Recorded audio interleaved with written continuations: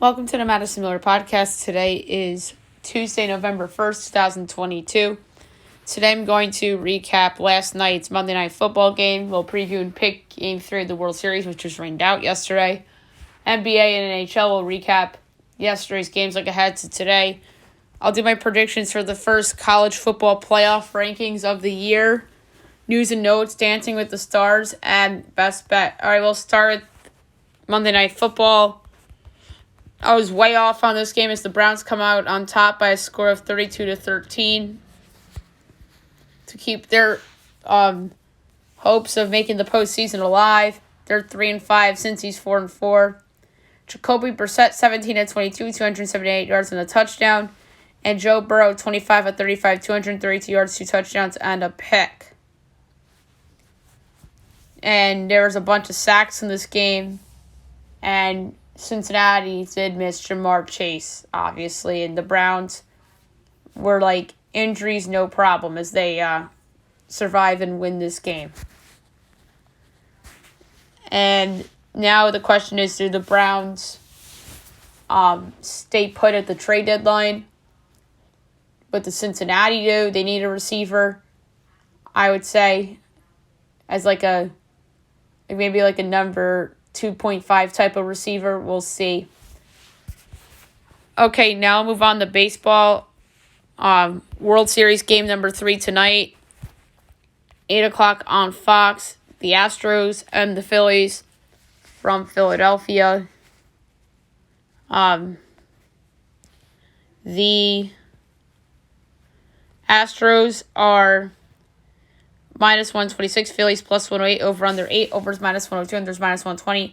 Astros minus 1.5 is plus 128, Philly plus 1.5 is minus 154. It's Lance McCullers and Ranger Suarez.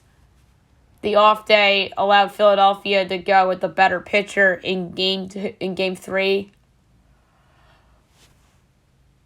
McCullers has a really good breaking pitch, although he was not that great against the Yankees in the closeout game.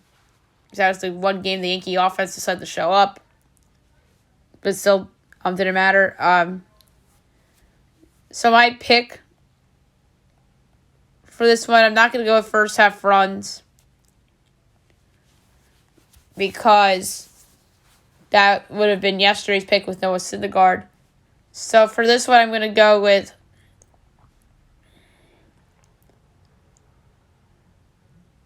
first half money line. We'll go with the Phillies first half money line at even money. First half results a little risky. We'll just go with first half money line with the Phillies at even money. And I don't even know who wins this game. I'm at gunpoint Astros, but I don't feel good about it. Okay, NBA, we'll recap the games from yesterday and look ahead to the games being played tonight, which is only a 4-decker in terms of games. Kings over the Hornets 115-108. The Kings are 2-4. Charlotte's 3-4. Kevin Huerter 26 points. PJ Washington had 28. 76ers over the Wizards 118-111. Philly 4-4. Washington 3-4. Tyrese Maxey had 28. Kristaps Porzingis throwback performance, 32 points, 9 boards. Nets over the Pacers 116-109. Brooklyn 2-5. Indiana 3-5. Kevin Durant 36 points, 9 boards, 7 assists. He was the best player on the court by a mile. And Chris Durant kept Indy in the game with his 30 points. Raptors over the Hawks 139-109. Raptors 4-3. Hawks 4-3. Pascal Siakam 31 points and 12 boards. And DeJounte Murray had 20 points for the Hawks. Bucks over the Pistons 110-108. The Bucks are 6-0. Detroit's 2-6. Giannis Antetokounmpo 31 points in the win, and Cade Cunningham had 27 and 7 assists. Jazz over the Grizzlies 121-105. Jazz 6-2. Memphis 4-3. Lauri Markkanen had 31 points and 11 boards, and John Morant had 37 and 4 assists. Clippers over the Rockets 95-93. Clippers 3-4. Houston 1-7. Paul George 35 points and 8 assists, and Kenyon Martin Jr. had 23 and 5 assists for Houston. As I mentioned at the top of the segment, 4 games today. 7:30 on TNT of the Bulls and the Nets from the Barclays Center. Brooklyn is a 1.5-point favorite. Total is 230. I have to lay it with Brooklyn. I have no choice. I project 8.5 at 230. So I'm going to lay the 1.5 with Brooklyn. They're the best player on the court in Durant. I can't believe this line is that low. Warriors Heat from Miami. Golden State's a 1-point favorite. Total is 226.5. I'm going to go with the over. Can't believe I'm taking an over in a Golden State game, but I have the opportunity to do so here.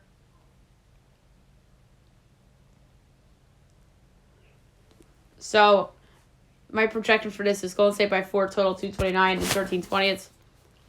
So, therefore, the edge lies on the over. The larger edge, I should say. 8 o'clock, the Magic and the Thunder. The Thunder giving 2.5, totals 216.5. Same situation here as in the last game. The pick is the over. My projection is 5.5 and 219.75. Larger edge on the over. No Josh Giddey's a problem, and no Fultz, Cole Anthony, and Isaac for Orlando is a problem, and Mo Wagner, but I still think this can go over because of Banchero and SGA. And last but not least, 10 o'clock on TNT, you have the Timberwolves and the Suns from Phoenix. The Suns are 4-point favorites. Total is 228.5. The numbers are pretty close here. I project 2.5 and 226 3/5. So the pick here is going to be a slight under. All right, now I'll move on to hockey. We'll go over the results from yesterday and look ahead to today's games. We have an ESPN doubleheader tonight as well. Sabres over the Red Wings, 8-3. Buffalo is 6-3-0. Detroit is 4-3-2. The number 3 star of the game with the goal, Jack Quinn. Number 2 star of the game with a goal and 2 assists, Jeff Skinner. And the number 1 star of the game with 3 goals and 3 assists, Tage Thompson. Hurricanes over the Capitals, 3-2 in a shootout. Carolina is 6-2-1 with 13 points.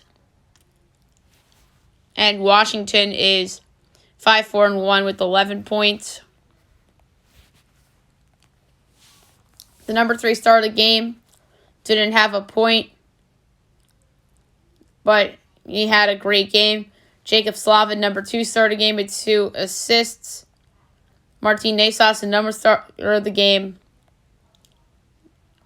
with the goal, Stefan Noesen. And the Kings over the Blues 5-1. The Kings are 6-5-0, and the Blues dropped to 3-5-0. The number 3 star of the game with a goal and the assist, Gabriel Velarde. Number 2 star of the game with 2 goals, Carl Gunstrom. And the number 1 star of the game with 3 assists, Kevin Fiala. Big window tonight, 7 o'clock. You have the Flyers and the Rangers from the Garden. Rangers coming off the little road trip here, where they got a couple of points. Rangers minus 245, Phillies plus 198, over under 6, overs minus 104, unders minus 118. Philly plus 1.5 is minus 128, Rangers minus 1.5 is plus 104. You know John Tortorella is going to get his team ready to go for this one. I'm going to go with the juice under at minus 118. Senators Lightning from Tampa. Tampa's minus 205, Sens plus 168, over under 6.5, overs minus 108, unders minus 112. Sens plus 1.5 is minus 158, Lightning minus 1.5 is plus 128. I like the over in this game. Golden Knights Capitals. Vegas minus 160, Washington plus 132, over under 6.5, overs minus 102, unders minus 120. Vegas minus 1.5 is plus 160, Capitals plus 1.5 is minus 200.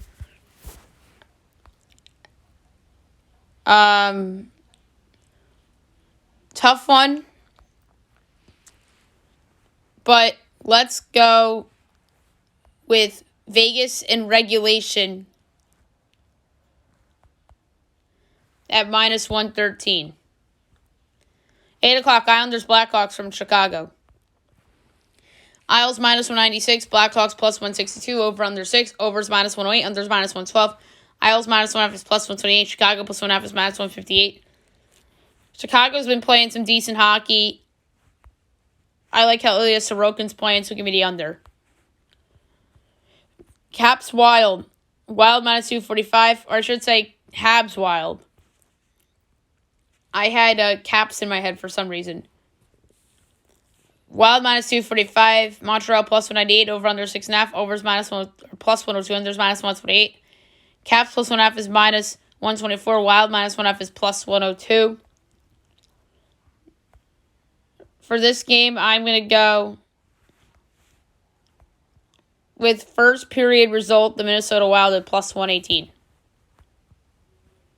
ESPN tonight, Bruins Penguins, Sean McDonough, Ray Ferraro on the call. Should be a great one from PPG Paints Arena in Pittsburgh. The Pens are slight home favorites at -115. Bruins are -104 over under 6.5. Overs -104, unders -118. Boston +1.5 is -260. Pens -1.5 is +205. I love the Penguins at home. -115. I know Boston is tied for the league lead in points with Vegas. But this feels like a spot to me where Pittsburgh shows up and Sidney Crosby has a great game. So give me Pittsburgh at -115 at home against Boston. 8:30 Kings Stars. Stars -142. Kings +118. Over under 6.5. Overs even money. Just -122. Kings +1.5 is -205. Dallas -1.5 is +164. Kings on the second of a back-to-back. I don't know if Ottinger's back for Dallas or not. Some uncertainty, so give me the over at even money. 9 o'clock, Kraken Flames. Flames -245, Kraken +198, over under 6.5, overs even money, unders -132. Kraken +1.5 is -134, Calgary -1 is +102. I like the over there too. I think Calgary's going to go nuts tonight. Predators Oilers. Oilers -166, Preds +138, over under 6.5, overs -114, unders -106. Preds +1.5 is -184, Oilers -1.5 is +148. This is going to be my underdog play of the night. Give me the Preds +138. I'd same game parlay that with the under. Panthers Coyotes from Zona. Panthers -275, Arizona +220, over under 6.5, overs -120, unders -102. Florida -1.5 is -112, Coyotes +1.5 is -108. I'm going to take the Coyotes on the puck line, +1.5 at -108. I just think they hang around in this game, like they hung around against the Rangers the other night. Devils Canucks. Devils -120, Canucks even money, over under 6.5, -110 each way. Devils -1.5 is +198, Canucks +1.5 is -250.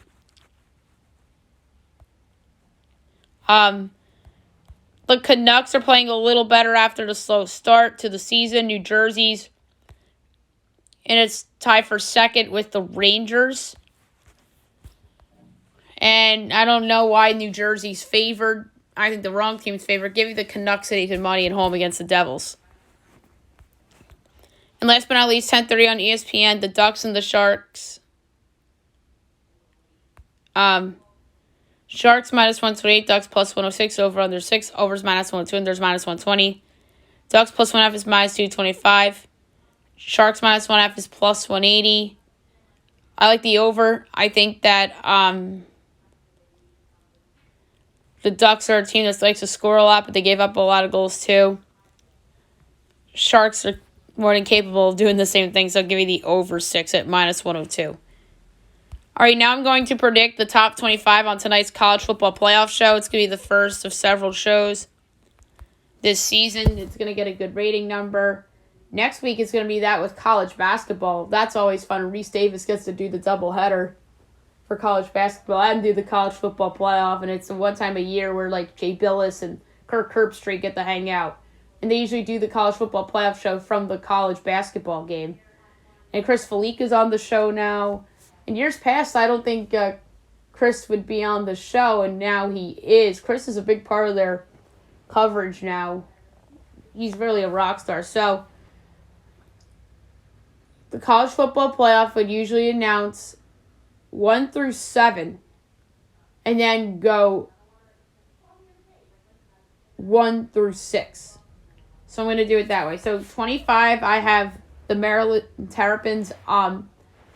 Maryland is 6-2 on the season. I'm surprised they're not in the top 25. They're a Big Ten team, and they really should be getting a little more credit. They're 6-2, and their wins aren't strong per se, but they're also a Big Ten team that's 6-2, so I think they're going to get a little bit of credit for hanging around with Michigan. So that's that. Number 24, I have the Liberty Flames. They're 7-1. They just made the rankings.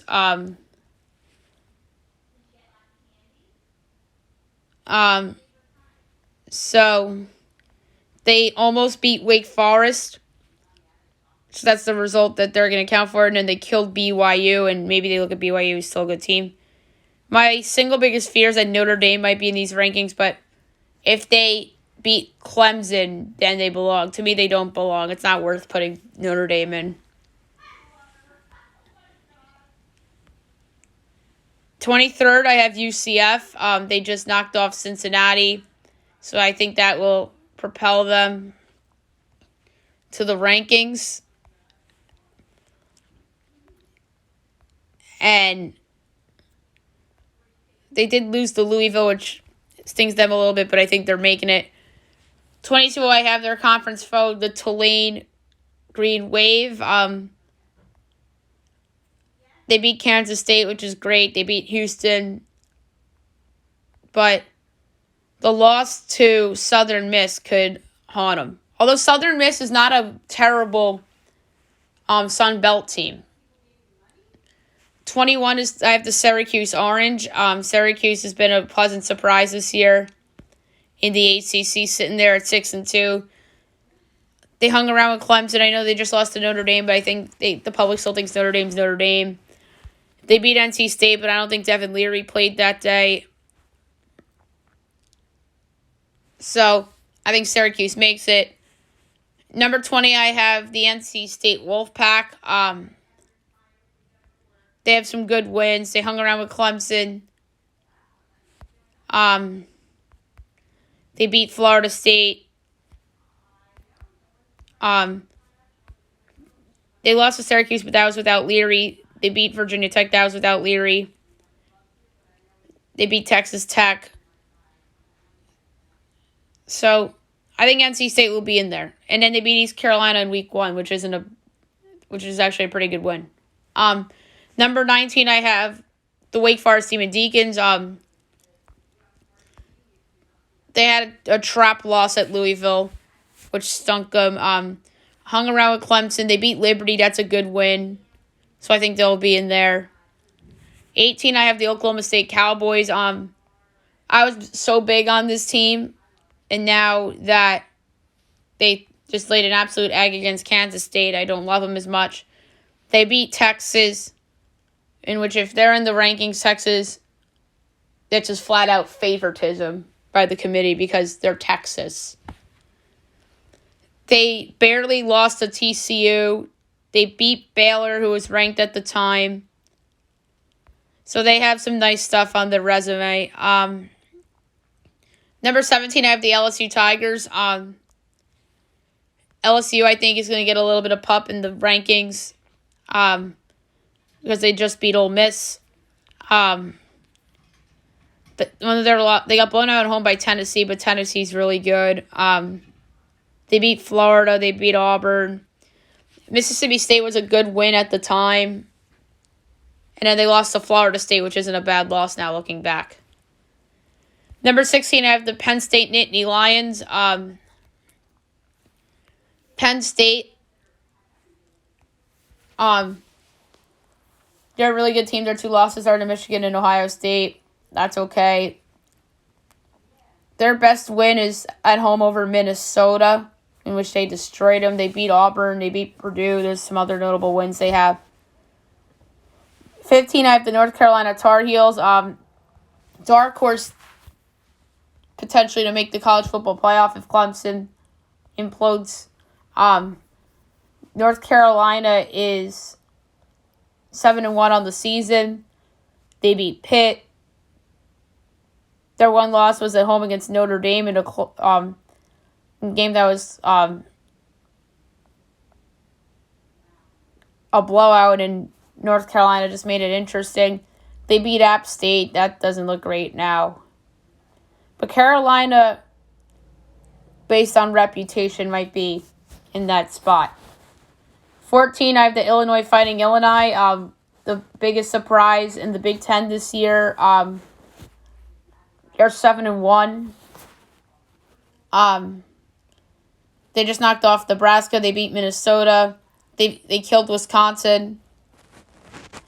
And they have a big one coming up at home against Michigan State. 13th, I have the Utah Utes. They're 6-2. They lost to Florida in the first week of the year. And then I think they lost to, they lost to UCLA by 10. But UCLA is really good. They beat SC by 1. They killed Oregon State, and Oregon State is ranked in the FBS poll right now. So, we'll see with them. Number 12, I have the Kansas State Wildcats. Kansas State is a team on the rise. They are 6-2 on the year. They just smashed Oklahoma State. They barely, I don't want to say barely lost to TCU, but they were up 28-10 in the game against TCU, and TCU rallied back, so they kind of imploded in that game. They upset then-ranked 6th Oklahoma. Their one loss out of conference came at home against Tulane, and as we know, Tulane's really good. So that's not a terrible loss now looking back. So we'll see with Kansas State. Number 12 is the Ole Miss Rebels. Or 11, I have Ole Miss Rebels. Just suffered their first loss of the year a few weeks ago at LSU. They got blown out. They beat Texas A&M. Their best win was at home over then number 7 Kentucky. Now the top 10. We're going to go 10 through 7, and then I'm going to announce 1 through 6. Number 10, I have the Bruins of UCLA. They've been a pleasant surprise in the Pac-12 this year. 7-1 on the year. They have some big wins over number 11 Utah, then number 15 Washington, or I should say then number 11 Utah. Their lone loss came at number 10 Oregon. Their next big game is at home against SC on November 19th. And that game is going to be a big one for sure. Definitely going to determine Pac-12 title game. But this UCLA team's really good. Number 9 is the USC Trojans, also on the year 7-1. Their lone loss was a trap loss. Or not a trap loss, but a predictable loss at then number 20 Utah. You know what? I wouldn't be shocked if UCLA's higher than SC on the rankings. Because looking at the resumes, UCLA's is better. So I'm going to flip USC and UCLA. So I have SC 10 now and UCLA 9. UCLA just has a better resume. Number 8, I have the Oregon Ducks. They're also 7-1 on the season. Their lone loss came the first week of the year, and they lost 49-3 against then number 3 Georgia. And they have some wins over ranked teams, but number 12 BYU, they're nowhere to be found. Their best win over number 9 UCLA. And then they have an opportunity on the 19th against Utah as well. And then they have a game against Oregon State on the 26th of November too.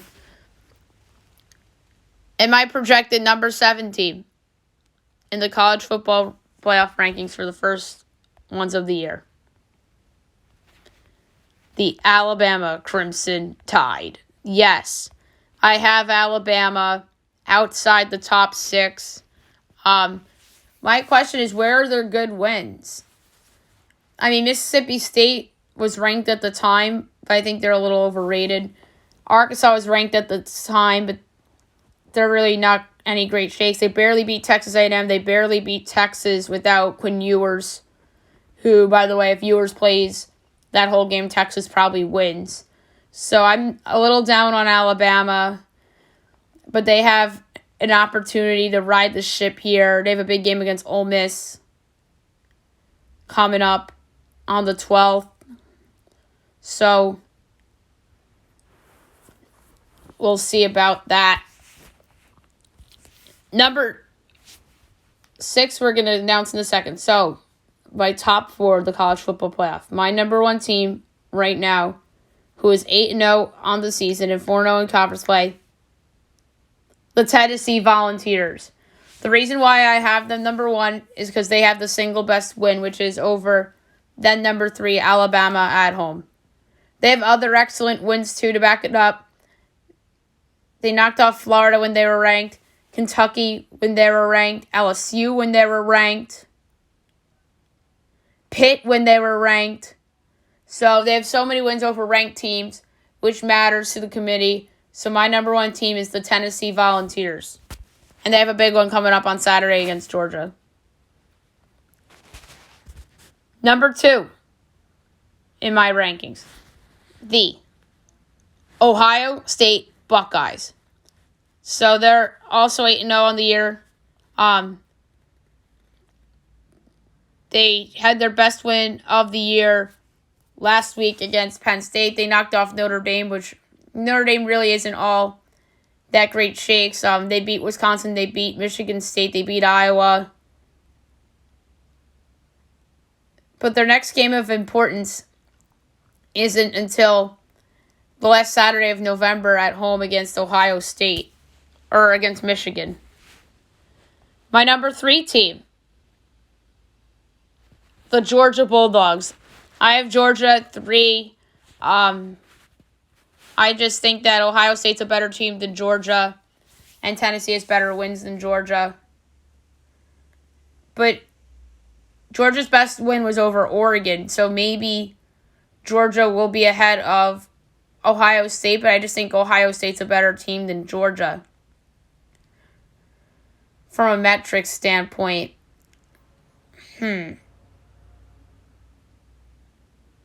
So, am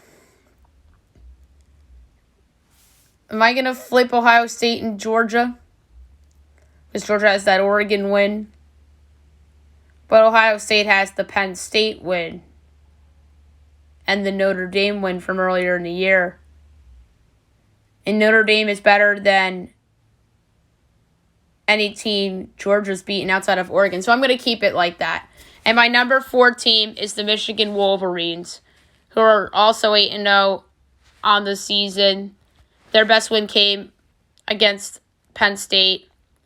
And then the rest of their resume is pretty weak. I mean, they beat Maryland, which I don't think Maryland's a bad team. So that's why I threw Maryland in the rankings, because I could totally see the committee doing that. They beat Indiana, they beat Michigan State, they beat Iowa. And their next game of significant importance is actually on the 19th against Illinois, amazingly enough. And then my final 2 teams that I have to unveil. Number 5, I have the Clemson Tigers. They are 8-0 on the season. Their best win is probably over number 21 Wake. Then number 21 Wake. Actually, no. NC State's their best win. They have some great wins now. Looking at their resume, NC State with Leary's their best win. They beat Clemson. They came from behind, made the QB change, and then they knocked off Wake, which was a good win too. So they have 3 really good wins. They have a tough challenge, even though Notre Dame's not Notre Dame of old, but it's still Notre Dame coming up on Saturday night. And the last team is the TCU Horned Frogs, who I have at number 6. I picked them over Alabama because I feel that they have better wins than Alabama, such as beating Kansas State, beating Oklahoma State, beating then-ranked Kansas, beating then-ranked Oklahoma. And I know every game is important for them, but like significance of importance, they have the primetime game against Texas coming up on the 12th. And they have a couple trap game potentials as well, including at Baylor on the 19th. So, again, my top 25. Number 1, Tennessee. Number 2, Ohio State. Number 3, Georgia. Number 4, Michigan. Number 5, Clemson. 6, TCU. 7, Alabama. 8, Oregon. 9, UCLA. 10, USC. 11, Ole Miss. 12, Kansas State. 13, Utah. 14, Illinois. 15, North Carolina. 16, Penn State. 17, LSU. 18, Oklahoma State. 19, Wake Forest. 20, NC State. 21, Syracuse. 22, Tulane. 23, UCF. 24, Liberty. And 25, Maryland. So we'll see how my predictions go. All right, now move on to news and notes for today. We will start with some football.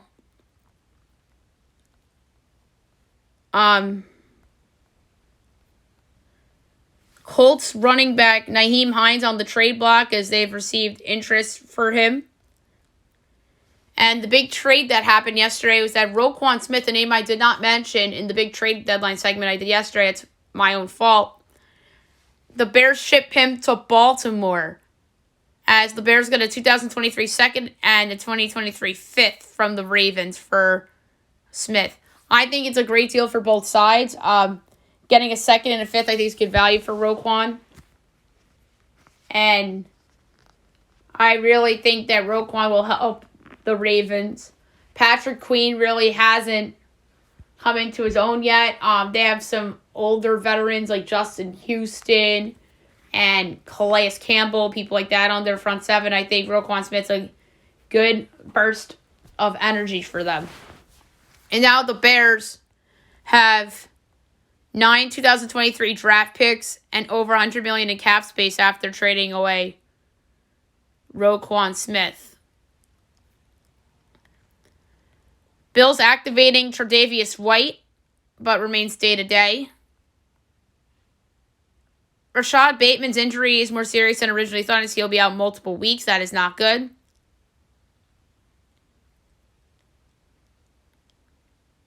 Chase Young is practicing as the team will open up his 21-day window to come off the IR on Wednesday, so that's really good news for the Commanders.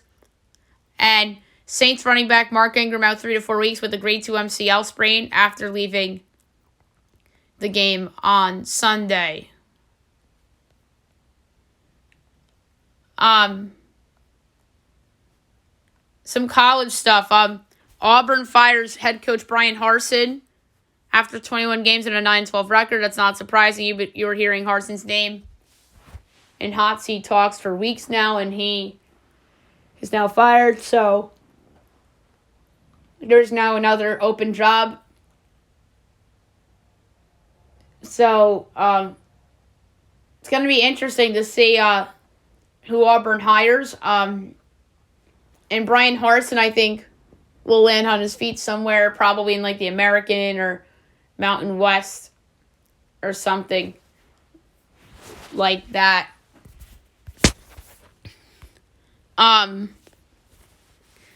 Michigan coach Jim Harbaugh expects charges as he calls for them accountability after his players were allegedly attacked by Michigan State opponents on Saturday. We'll see what happens there. Hockey, Seth Jones out 3 to 4 weeks with a thumb injury. Brutal news for the Blackhawks as they lose one of their better players. 76ers lose picks for tampering, 2023 and 24 second-round picks for premature free agency talks last offseason. So that's brutal. And the league is still investigating whether the Knicks tampered with Jalen Brunson during free agency. They probably did. So they're probably going to end up losing a second-round pick because of it as well. Ben Simmons did not play against Indiana last night, but didn't matter. They won. Kawhi Leonard out 2 more games as he will not join the Clippers on their upcoming road trip. World Series pitching matchups. We talked about McCullers Suarez for tonight. Javier Nola Game 4 and then Verlander Syndergaard in Game 5. Albert Pujols officially retires as he signs retirement papers, making his retirement from baseball official. So congrats to Albert Pujols. The Golden State Warriors exercise James Weissman's 4th-year option along with Jonathan Kuminga's and Moody's 3rd-year options. So that's not surprising. And Dwight Howard opened to joining the Warriors as he says he'll be able to mentor James Weissman if he joined the Warriors. So that's interesting talk from Dwight.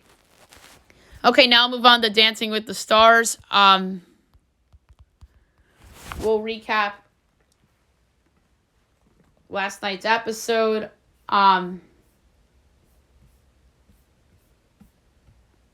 The theme of was Halloween, as each couple performed an unlearned dance and participated in a team dance to Halloween themes. Val Tremovsky tested positive for COVID, so Gabby Whitney performed with Alan Burston instead. So first up was Jordan and Brandon. They did a tango dance to Oogie Boogie song by Ed Ivory and Ken Page and got a 36. Charlie and Mark did an Argentine tango to Tanguera from Fabio Hager Saqueto and got a 39. Daniel and Britt did a Paso Doble dance to Bury a Friend by Billie Eilish and got a 34. Shangela and Gleb did a jazz to Look What You Made Me Do by Taylor Swift and got a 40. Vinny and Coco did a Paso Doble to Get Ghost by Mark Ronson, Passion Pit, and ASAP Ferg and got a 30. Heidi and Artem did a tango dance to I Want to Be Your Slave by Maneskin and got a 37. Gabby and Alan did an Argentine tango to Shivers by District 78 featuring Michaela Lynn and got a 38. Wayne and Whitney did a contemporary to Halloween theme by District 78 and got a 37. And Trevor and Emma did a contemporary to Ghost, the acoustic version by Justin Bieber, and got a 39. Then they broke them up into groups. Gabby and Alan, Heidi and Artem, Jordan and Brandon, Shangela and Gleb, and Vinny and Coco did a freestyle. They were Team Wicked to The Witches Are Back from Hocus Pocus 2 by Bette Midler, Sarah Jessica Parker, and Kathy Najimy, and got a 33. And Charlie and Mark, Daniel and Britt, Trevor and Emma, and Wayne and Whitney did a freestyle, and they were Team Scream to Heads Will Roll by Yeah Yeah Yeahs and got a 39. The bottom two were Jordan and Brandon and Heidi and Artem. Carrie Ann voted to save Heidi and Artem. Derek and Bruno voted to save Jordan and Brandon.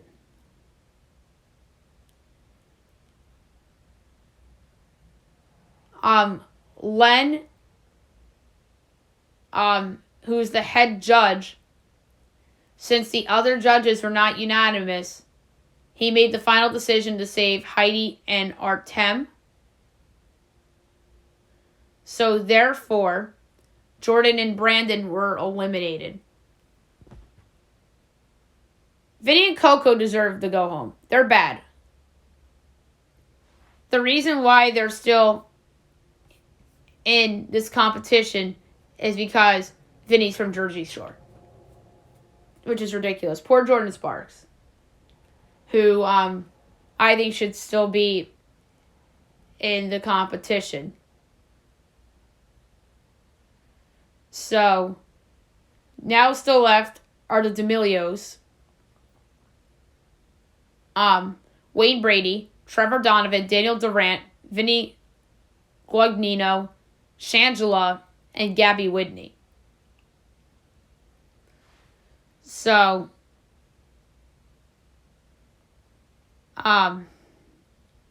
there you have it. That's your top 8. And the D'Amelio sisters are still in. You know that they're going to be in it to the end. So, interesting show to say the least. All right, last but not least, my best bet of the day brought to you by FanDuel. Last night was a loser at the Bengals. I fell for the trap. Best bet is going to be in hockey tonight. I wanted to take Brooklyn -1.5 against Indy, but I didn't have the balls to do it. So I'm going to lay a half unit on over 6 between the Ducks and the Sharks tonight for my best bet of the day. All right, so that's it for the show. I'll be back tomorrow recapping everything, looking at everything tomorrow, including Survivor. No Masked Singer tomorrow because of the World Series. So there you have it. I'll talk to you guys tomorrow.